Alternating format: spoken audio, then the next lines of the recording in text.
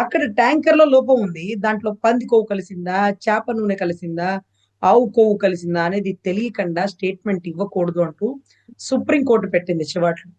అవును. అప్పుడు అది మనం కూడా అడిగితే మీరెవరు ప్రశ్నించడానికి అని ఈ రోజు నన్ను అడిగినట్టుగా ఫ్లెక్సీతో ఉంటే మీకేం నష్టం? ఎవరు మీరు ప్రశ్నించడానికి? మరి రాష్ట్రంలో ఫ్లెక్సీ ఒక్కటే అడ్డమైపోయినట్టుంది రజనీ గారికి అని మా ఏరియా కాన్స్టిట్యున్సీ గల్లా మాధవి గారు అంటున్నారని ఇందాక ఇంకెవరో చెప్తున్నారు. చాలా మందికి ఏమీ కనపడినట్టు ఫ్లెక్సీనే కనపడిందా?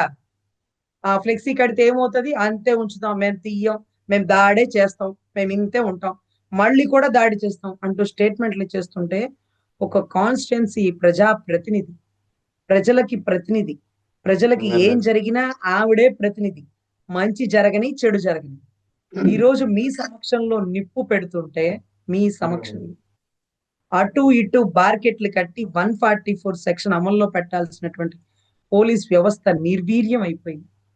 పోలీసులు ఆఫీసులో ఏం చేస్తున్నారు మేడం? దాడి చేస్తారు. పోలీసులు ఏం చేస్తున్నారు అసలు ఇంత జరుగుతుంటే?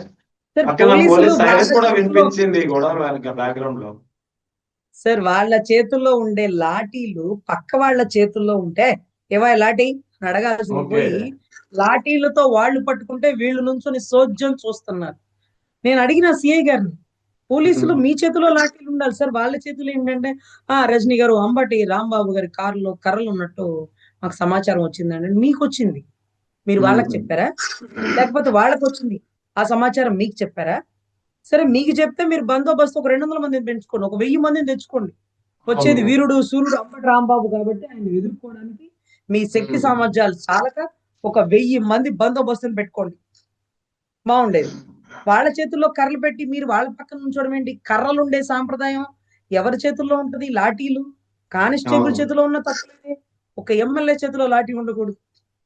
కానిస్టేబుల్ చేతిలో ఉన్న తప్పలేదు, హోంగార్డ్ చేతిలో ఉన్న తప్పలేదు, కానీ ఒక ఎమ్మెల్యే చేతిలో ఉండకూడదు. కానీ అలాంటిది శాఖ చైర్మన్లు చేతిలో కర్రలు పడుకొని ఏంట్రా చూసుకుందాం, ఫ్లెక్సీ మీద చెయ్యి నరికేస్తాడంట. మరి అవును, ఎంతమంది చేతులు నరికాడు, కాళ్ళు నరికాడు ఈయన.